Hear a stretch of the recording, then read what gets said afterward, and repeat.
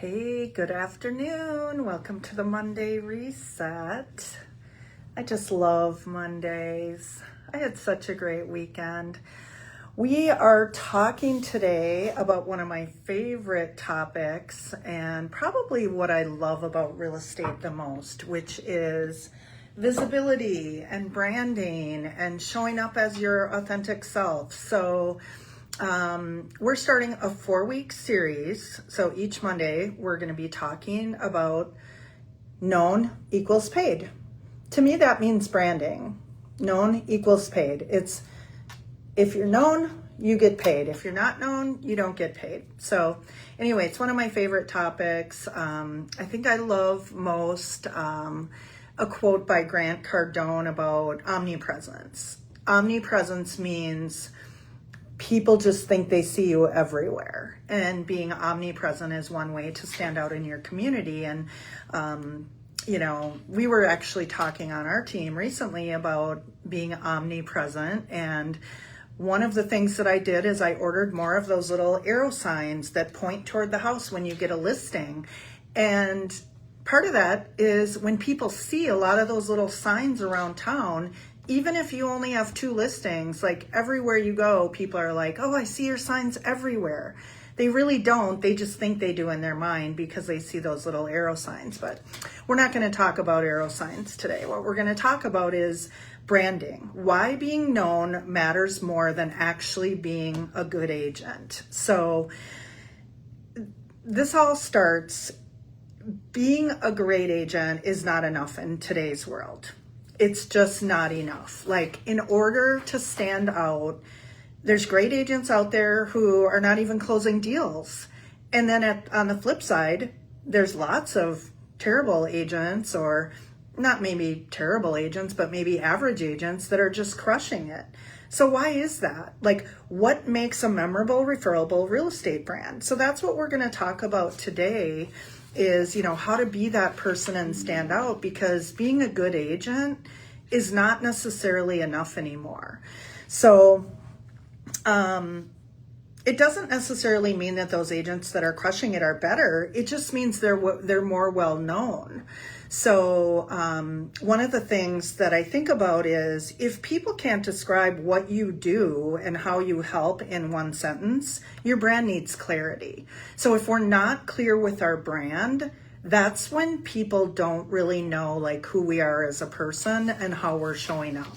So that's, sort of step 1 in being visible in the community is, do the people that follow you, can they easily describe what you do? And, part of this we're going to talk about a little bit is social media. And one of the things that I like to say is, like, if you went to, Christina, I see you're watching right now. If you went to my Jill McNamee personal Facebook page, you would be able to tell in about 30 seconds who I am as a person, what my values are. You're going to see that I'm a realtor right away, because in my bio, I have it spelled out that I'm a realtor. I service Minnesota and Wisconsin. Like, that's step 1. This is like sort of step 101 in this whole process is taking a look at your real estate bio. If I have to search for the area you serve, that's a problem. If I'm going to go call you on the phone for something, Christina, and I can't find your phone number, and I'm picking on Christina because I see you on here, but that's the first step, right? People are not going to want to chase us around. So we need to make sure that all of that is up to date. And the other thing that I see agents do all the time is they're hiding around getting better. We think that the best agents are the ones closing all the deals, and it's not necessarily the case. It's the more well-known ones that are closing all the deals. And sometimes, we all have this thing where, we end up, comparing ourselves to others, and we know that comparison is the thief of joy, but yet we all do it. Do you ever think about or see agents in your community who are just killing it, and you're like, they're not even like in integrity, or they're average at best. You've done a deal with them and it was painful to do a deal with them. Like, these agents, and you ask yourself, like, why are they closing so many deals? this is why. They're not focusing on getting better. They're not doing more classes. They're not doing more scripts. They're not doing more certifications. So, when I talk about taking consistent, messy action, if we all waited to be perfect before, getting out there and doing real estate and serving people, we wouldn't have any clients to serve. So the trap that I often see quite often is that the agents are hiding around just learning and wanting to be better, which is great. We all want to be better. That is something you should be focused on, but don't hide behind it. Like, one more class, one more script, one more certification is not going to make you perfect as an agent. So we really just need to get out there and start putting ourselves out there. So again, real estate's not the best agent wins game. It's who comes to mind first is who's going to get the deal. So, I had a issue one time, a past client of mine, who I had closed on, I'd help her sell a couple of her listings. And, I'm really good with staying in touch with my sphere. I had been contacting her, touching her in different ways, inviting her to events and, calling her to see if she could get together for lunch or whatever. And she was a fellow business owner, so someone I knew pretty well. But for whatever reason, she was super, super busy and we weren't able to really connect. Like, she was getting my voicemails, but we weren't, she never responded to me in any way. Well, a while down a few months later, her and another couple people started a networking group that was in the morning. And because I have so many groups of my own, like, I don't always go to other networking groups because at some point you have to do the work and stop networking. So I wasn't going to the morning group. And when I finally got a hold of her, I found out and I saw that an agent who was in my Rotary group was actually attending that morning networking event every week that they were having. So I kind of was feeling like, oh, they're going to be becoming friends. I need to do even a better job of making sure I stay in touch with Irene. Well, somehow the crap hit the fan. I would say the shit hit the fan. Her husband cheated on her and she needed to get a divorce and get out of the marriage like that. And Julie, this other realtor, ended up getting the business. She didn't, even though we were friends, I had helped her twice before sell her listings. She ended up working with Julie on her divorce. So when I say it's who's ever comes to mind first is who gets it, I would say for sure, I feel like, and I'm not just saying this, to be egotistical in any way, shape, or form, but the agent she ended up working with has been in business a lot less time than me, closed a lot less deals than me. I truly felt like I was the better agent. She chose to work with this other agent because she was in her circle when the husband, started acting up and she determined she needed a divorce like yesterday. She went with the agent who was standing right by her side. She was seeing this agent every single week, and me and her had not had lunch or even connected by phone for a couple of years. Even though I was still reaching out to her, I was still inviting her to things. I was still, leaving her voicemails and sending her handwritten notes. The other agent who was in emotional proximity to her was standing right next to her once every single week. So when she determined she needed to sell her house, she grabbed the one that, and this is where our whole topic today, that happens. It just happens because at the moment when they need you, they need you. So, that's something we have to think about too is, this is why it's so important to stay in touch with our people because they don't always, we think someone in our sphere, they're not going to sell for the next 10 years. Well, you don't know what's going to happen with them. Something could happen in their life. They could be relocated. Somebody could get sick. Somebody could lose a job. There's so many different reasons that a person in our sphere, in our circle, who doesn't plan on moving might just all of a sudden overnight their motivation or their reasoning might change. So that's why it's so important to stay within what I call emotional proximity to them, because she needed the quickest agent she could find because she felt like she needed to get out of the marriage and take her kids with her. She didn't have time to reconnect with me. It was like this other agent is right here. She went with her. So that's just a good story that kind of brings it all full circle. But so first of all, when you're thinking about developing your brand, I want you guys to ask yourself, like, what kind of clients do I love working with? Like, there's certain clients that I have that, I've been in real estate almost 20 years, and not all my clients are my best friends. Sure, I try to stay in touch with all of them, but there's maybe a dozen of clients that, like, I go out to dinner with. I consider them really, really good friends. And so, there's a couple come to mind when I ask myself, what kind of clients do I love working with? Kayla Van Effen's one, Angie Holden is another one. Like, these are just clients that were my dream client who I'm now still really connected with. So when you're starting to think about building your brand, sort of put your avatar together, and maybe you spend some time with ChatGPT and letting chat know, like, here's who I love to work with. This is my favorite kind of buyer or seller.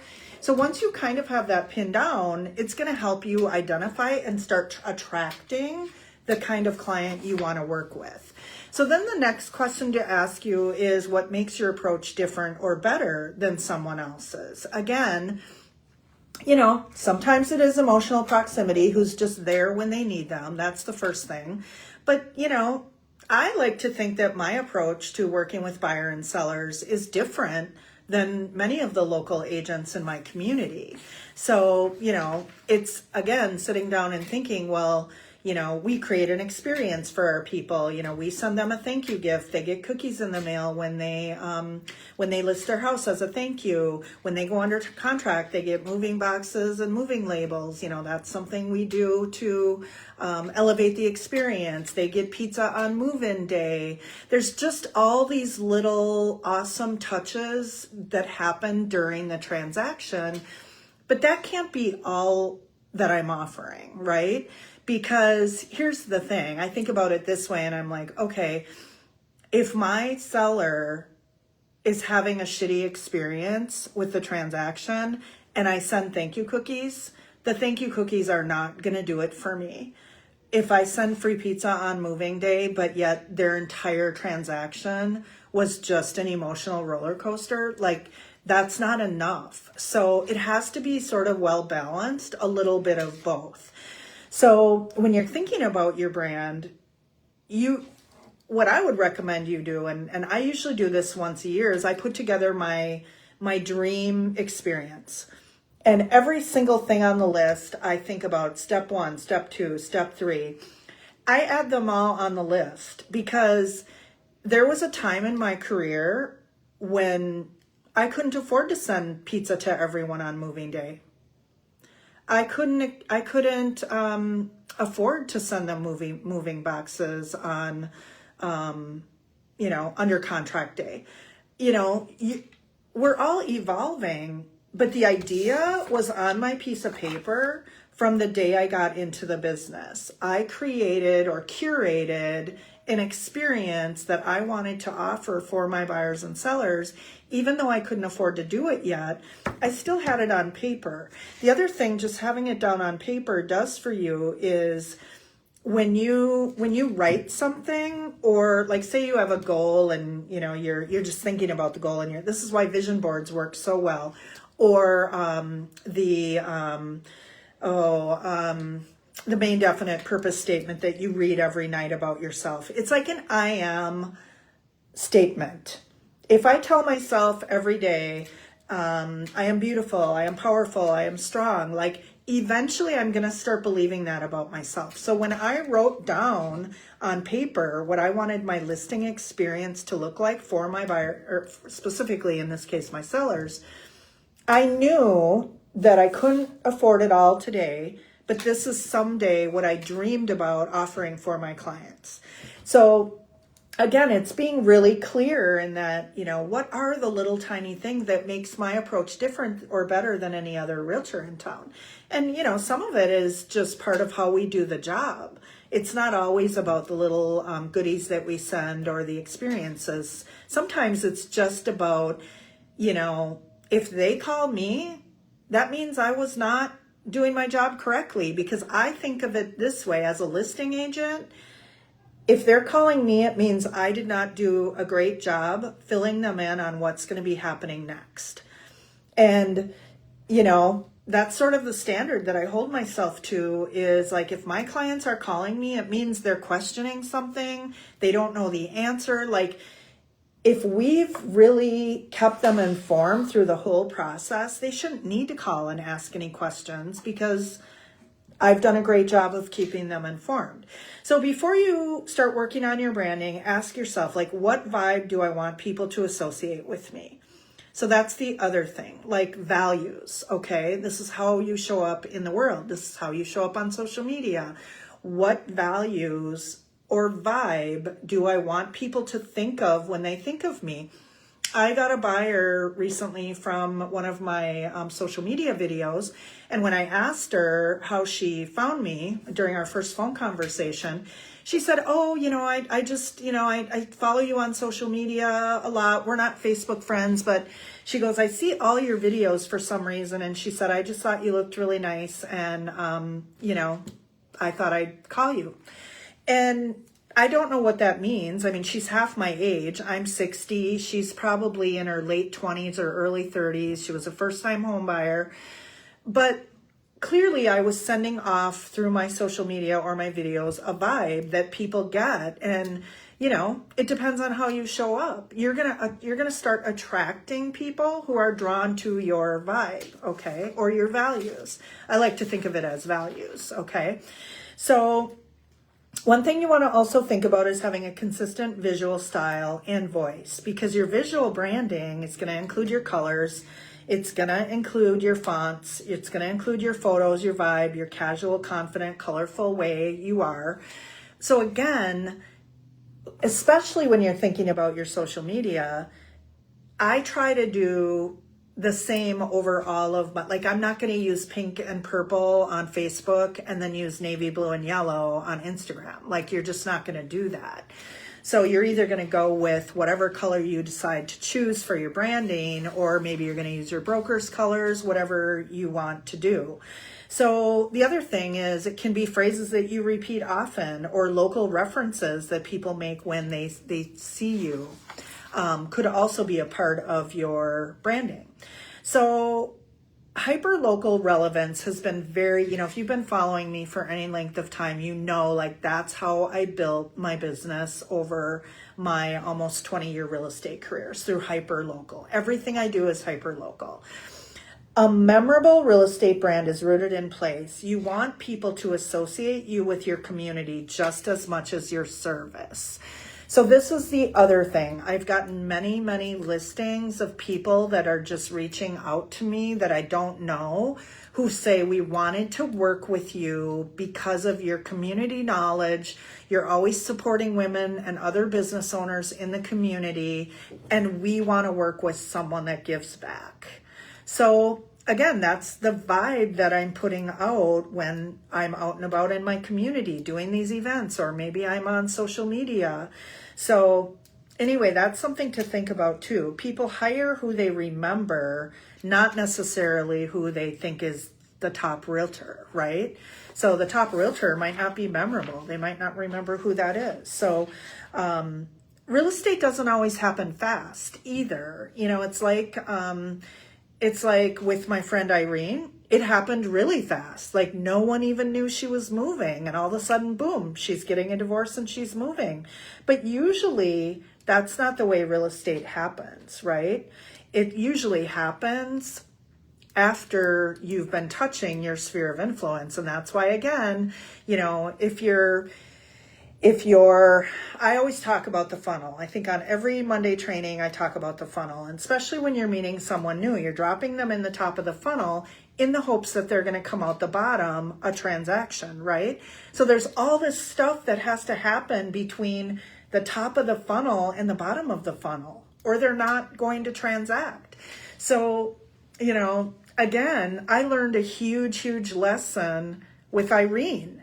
Like, I think what happened is Julie, the other agent, was showing up weekly to their networking. I was still trying to do my touches and they were still landing. However, we weren't connected anymore. So I don't know if that makes sense, but that whole emotional proximity to people means a lot. Like, it's super important, okay? So going back to hyper-local relevance, it's how you show up locally. And, you know, are you posting about local businesses? Are you posting about events that are happening in the community? Are you posting about causes that you care about? You know, you don't have to be on a board of directors to share your local nonprofit's event that they have coming up. That just shows community support.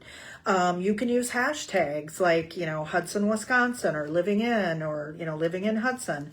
I created a series for myself called The Local Dish. If you want to see what it looks like, you can go to my Jill McNamee Facebook.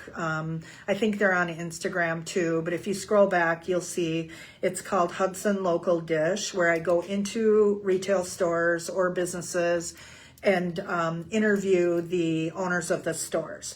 So I've created a series. This is something I started probably almost 10 years ago now.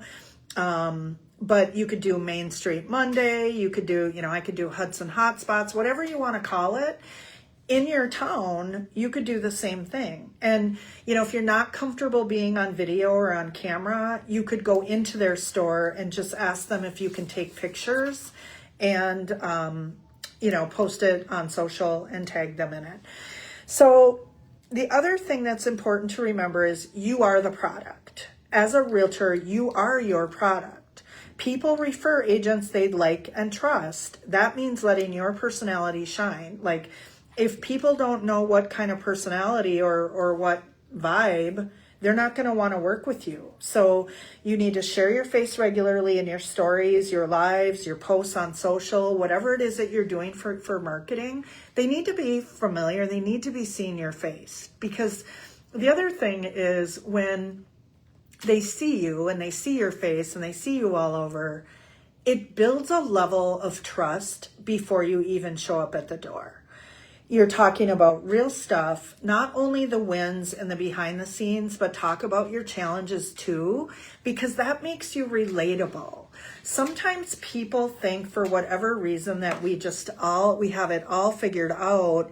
And when you post about like something that's been challenging for you or something that you're struggling with, that makes them feel like, oh my gosh, Jill's a normal person just like me. I can totally relate to what she's going through. So, and using video to build connection and visibility quickly. So that's the other thing. When you use video to build connection, that's when people are building trust. People build trust right away when they see you on social media. So, all right, next thing is we're going to be referable on purpose. Referrals don't happen by chance. A referable brand's one that's easy to talk to and easy to share about. So again, if people don't know how to refer you, they're not going to refer you. So keep your bios, keep your email, keep it all updated so that they can find you when it's time for them to send you a referral. The other thing that I think people forget about is thanking them after they send you the referral. So that's the other thing. If you're getting a referral and, you know, Christina sends me a referral, especially if it's an agent referral, and I never call Christina back and let her know, oh yeah, I got an appointment with the client.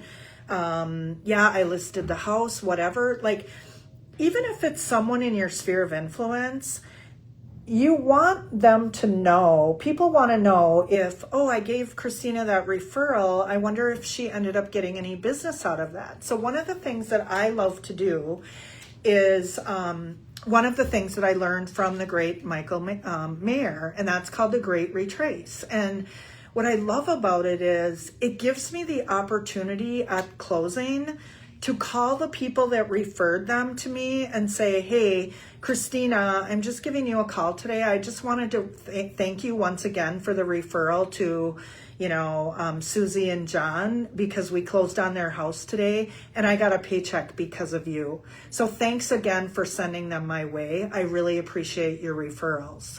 Well, how do you think Christina feels when I have called her, and not only is she, because Christina wanted to help me in the worst way possible. People want to help us.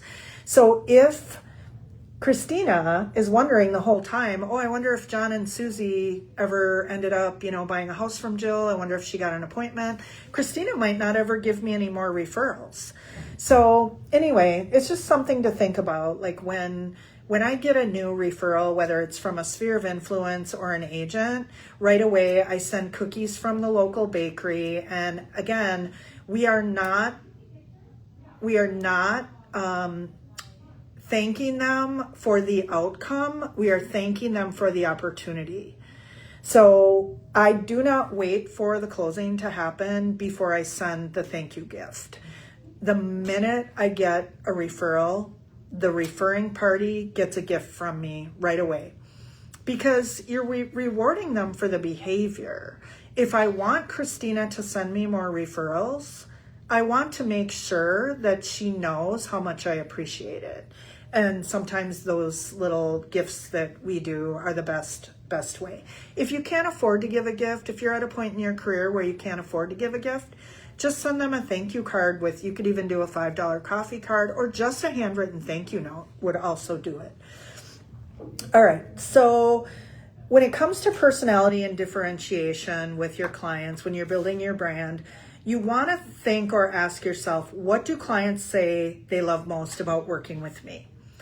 So again, if I'm creating my brand, I would ask myself that question, and I would just write, just sit down with a cup of coffee and jot on your notepad, like, what do people say they love working with me? Write down one-word answers. I'm friendly, I am organized when it comes to my paperwork, I do great marketing, whatever it might be that you've heard people say, here's why we loved working with you. Write that down, because that's part of your brand. So the next question is, what's something you do differently than other agents in your market? Now, this would maybe come down to some of the things like, the little experiences that I create for them. Those would be some things that were on my list. Okay. Number 3, if your brand were a person at a party, how would they act? This is such a good one, you guys, because are you all over Facebook ranting and raving about the crappy service you had at a local business? I hope not. If I have a bad experience somewhere, I just don't go back. Or I might, contact the owner if I know them and just say, hey, I wanted to let you know what happened. But, we're realtors. People are watching every single thing that we do. If you're, I know politics has become a big thing. You're either going to be on the right or the left or whatever. If you go on social media talking about politics, I don't care how passionate you are about it, you're losing half the population, because, there are, if you're a Republican, there's going to be Democrats who would never work with you. If you're a Democrat, there's going to be a Republican that's going to say, I'm never going to work with Jill. So, we have to be really careful. I know a lot of you are very, very passionate about stuff like that, but we cannot put unless you're willing to drop off half the world's population and have them not work with you, I'm just not willing to take that risk. So I try to show up out in the world as the professional that they would want to work with. So that's a very good question. If your brand were a person at a party, how would they be acting right now? And, that goes along with how you're dressing, whatever. I mean, are you showing up in a way like you would want to work with somebody on the other side? Think about that. All right, number 4, what do you want people to feel after they interact with your brand? This goes back to having a vibe. Do you want them to be your friend forever, or is it merely transactional for you? I run my business like human first, realtor second. That's my tagline, like for everything. And so for me, it's very important that my clients leave the transaction feeling like they had a great experience. So here's another good one. Which 3 emojis best represent your personality in your business? That's another fun one to think about. So anyway, okay. So the other thing that you might want to ask yourself when it comes to your values and your voice that you're putting out into the world is, what do you stand for in your business and what do you not stand for? So like, what do you stand for?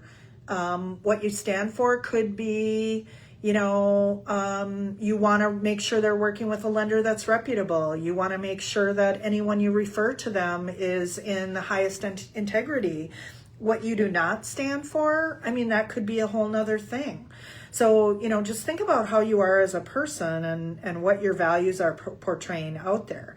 And then what types of content or messages feel natural to you and what feels forced. Because that's the other thing. We don't want any of this to feel forced, because if, Lisa and Christina are thinking about, working with me and they think I'm one way online and then I show up at the door and I'm someone completely different, like that's going to be uncomfortable for people. You need to show up authentically so they know what they're getting, okay? And you want people, you want it not to feel forced, like you're being authentic to who you really are. So, and then, how do you want to make people feel? Because that's the other thing is, people are going to want to work with people who value what they value. And if, I'm going off, showing up in a way that they can't relate to, they're not going to want to work with me. So, and then think about it this way. If you could only teach your audience one thing about real estate or community, what would that be? So again, it's like how you're showing up in the world. What are you teaching them about real estate and how they should be? Okay.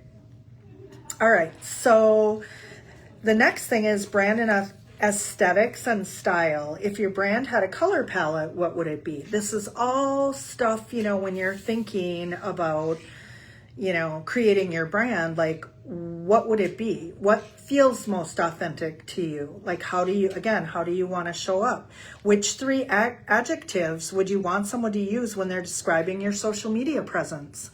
Again, how am I showing up? I'm going to want them to say, oh, Jill's fun. Like that one gal who called me, she said, oh, I just think you looked really nice. And for whatever reason, that's why I called you. So, again, it's just that the whole idea of what you're portraying. So what kind of imagery represents my brand? Family, urban chic, luxury, what are you posting out there that sort of reflects your brand or who you are? And then what's one prop, setting, or style photo, video that screams me? So that's the other thing, if you're going to be doing branding photos or anything like that, like you want it to be authentic to who you are. So, and then, there's niching and client connection too. It's like, they're going to, when you niche down on something, it's like, again, you need to be authentic to what you're niching down for, because there are going to be people that I'm not a good fit for, but there's going to be other people who I am a really good fit for. So think about that and be like, okay, well, if I do want to get into a niche, maybe right now at this stage in my life, my kids are grown and they're adults, and my oldest son is going to be 40 this year, believe it or not. My youngest son is 34. So, I'm not really running across a whole bunch of first-time homebuyers right now. I'm finding myself helping my friends' parents downsize. So again, what am I better suited for? Question number 1 is, who are you not a good fit for? I'm not saying that I'm not going to work with first-time home buyers, but it might not be who I want to target as my niche. Okay, so think about that a little bit. And then what life stage is your ideal client in and how are you helping them? That's what I just said a minute ago. Most of the people that I'm around in today's daily life are people that are my age who are helping their parents downsize. So I might want to start marketing more of that. And then what questions do your ideal client ask you over and over and over again? So this is something too that's a great video topic. If you get asked ask a question by anyone, your client or whoever, keep a notebook and jot it down because those are great video topics. You know that if one person is asking about it, then other people are probably asking about it too. So that would make a great educational video. All right, number 4, if you could wave a magic wand and get 10 new leads tomorrow, who would they be? Put names on them. And once you put the names on them, I want you to sit and think through, like, how do you find these people? Okay? All right, so local community impact and community tie-in. So what do you love most about your community or your town? And, you know, in some future weeks, we're going to talk more. We're going to really dive deep into these topics. But what I want you to start thinking about is how you're putting yourself out there is like you should have buckets of content. So for me, my buckets of content are local, all my local stuff. I post a lot about my grandkids or what I'm doing on the weekends. I love like making jewelry, making soap, making chocolate, like anything creative I love to do. That's why I started the Women on the Go social club. So tonight's my first craft event. We're going to go over and paint figurines. And here's the beautiful part about this, you guys. It's totally social. I don't even know half the people that are going to be there tonight because they've joined my social club. And I don't even know them. So I purposely started this social club so that I can meet new people and become friends with them because friends, we know it's always going to lead to real estate. So it's a great way to start growing out my database. Okay, so that's community impact. That's one bucket. My St. Croix Valley Girls Networking, that's bucket number 2. I have a Facebook group called St. Croix Valley Women in Business that has 1,500 local women business owners in it. That's a bucket for me. Okay, so when you think about, again, how you're showing up for that Facebook group that I'm leading with business owners, I'm educating them. Because here's what I know over almost 20 years of real estate, my insurance agent has nowhere to go for free education. My gym owner, my local gym owner, doesn't know where to go to find more gym members. My dentist one time asked me, hey, can we grab coffee so that I can pick your brain on some marketing ideas? Like, so this pond that I've created for myself of women business owners who are local to my area, it feeds my St. Croix Valley Girls in-person networking event that I have every month. I get new people that I can market that to. And then I get to show up as the hero and lead the educational series to teach them how to get more business in their, I teach them about leadership. I teach them about social media. I taught them ChatGPT when ChatGPT first came out. Like they were all crawled up in the corner in the fetal position, not knowing how to use it. I just put on a class in my conference room at my office, and 36 people, business owners, came in for a free ChatGPT class. They loved it. So when you're providing that level of value to your local community, like that's how you stand out. So that's when I talk about like local impact, that's what I mean by that. What do you love most about your community? What businesses, events, or causes are you already passionate about supporting? So that's the other piece of it. Like one of my passions in the world is rescue dogs.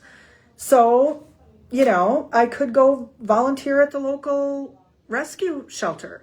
So if you think about it, I put a a post in the Real Estate Ramp Up group last week. It was a post by Gary Vee where he talked about, I wish I could look back at the quote, but he was talking about your gateway drug.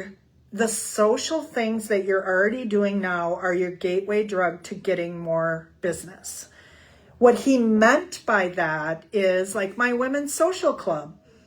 I'm going to start a craft club for women, and I'm going to have, an event each month, and I'm going to invite the whole world to it. I'm not only inviting people I know, I'm opening it up to, hey, are you a woman that has kids at home and you just need to get out and be with other adult women? Come join us and make a chunky blanket. Like, people love that. People are craving community right now in your community. So that's the perfect. If you want to hear more about the social club, one of my coaching clients, Susie Lawson and Ginger Terrell, they launched it, and I'm helping them get it out there. It's the best thing ever. It was genius. So if you're interested in hearing more about it after this video, put a comment below about Women on the Go, and I will connect you with them. Okay, so where do your ideal clients hang out? So this is another one. Like, if your clients are hanging out at the gym and you like to work out, you might want to spend more time at the gym. If your clients are hanging out at church and you go to church on Sundays, you might want to go to church on Sundays. Or you might want to join a church group or a Bible study or whatever. If someone moved to town tomorrow, what's the first place you'd recommend where they go and why? So that's the other thing, is knowing your community and getting it in front of people. So again, join the club, volunteer at the hospital, start a craft club, volunteer at the animal shelter. Any of these things can be really easy for you because you're already passionate about them. So, here's the way I want you to think about this too. If someone's at a networking group and your name gets mentioned, what are you hoping that they're going to say about you? Is that how you're showing up in the world? When your clients are referring you, what are they saying about you to their friend or next door neighbor? So that's what I want you to think about as we sort of move on in this process, is like, you don't need perfect branding. You don't need a huge following or fancy marketing. You just need consistency. And so I have this framework that I call the Revenue 10. It's part of my daily revenue routine. If you've been following me for any length of time, I talk about the daily revenue routine a lot.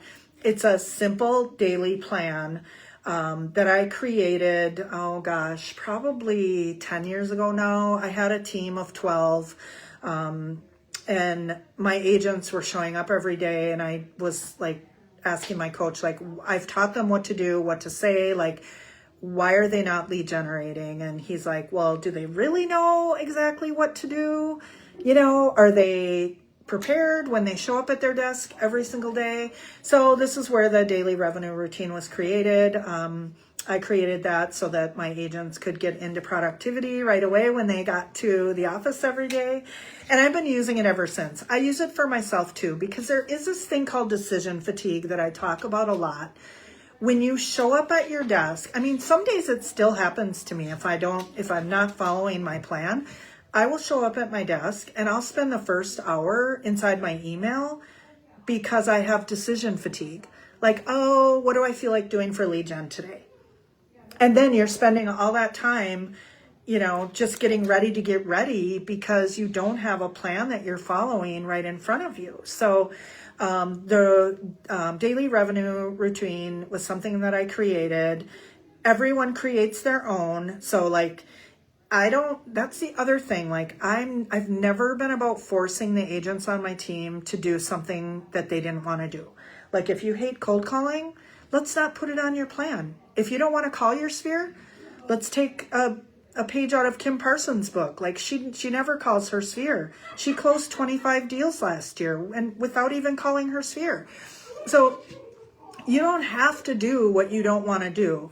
The beauty about lead gen as a realtor is we all get to choose what we love to do. And, if I don't want to call my sphere, I'm not going to call them.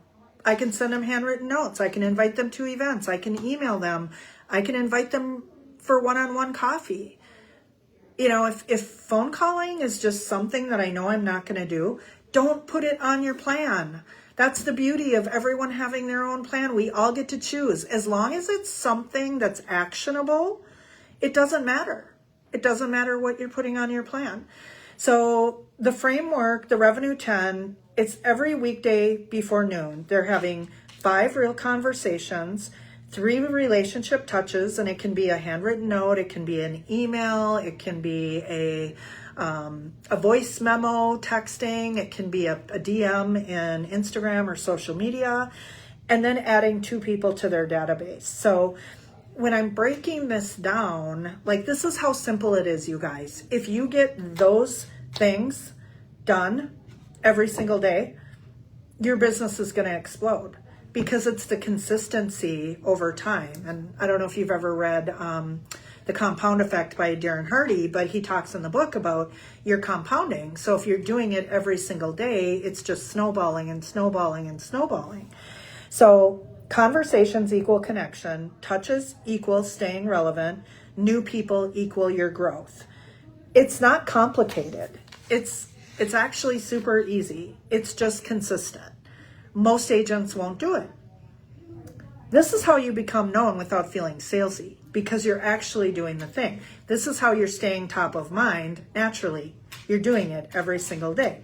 All right, so now we're going to get into implementation, because I don't ever want to let you guys off this call without something you are going to do every single week. Okay, because I don't want you to sit on an hour-long training each week. If you're I had a coach tell me one time, and he's like, if you're not going to implement what I'm teaching you, I'm just really expensive entertainment. And that's what this is for you. Even though, yes, my trainings are free, I'm giving you all the goods for free. If you're spending your time here and you're not willing to take what I'm teaching you and at least pick one thing to implement this week, that's expensive for you because you're wasting your time. Okay. So, all right. So what we're going to focus on is, this week, you're going to run the Revenue 10 every single weekday. Before noon, you're going to have 5 conversations with anyone you want, as long as it's not like your mom or your sister. Be honest with yourself, okay? You're going to do 3 touches, and you're going to add 2 new people to your database, okay? So we're going to do that every single day before noon. That's it. It's super simple. Revenue first, everything else later. I always say revenue's in first position, always. So ask yourself at the end of the day, did you run it? Did you do it? Is it something you did?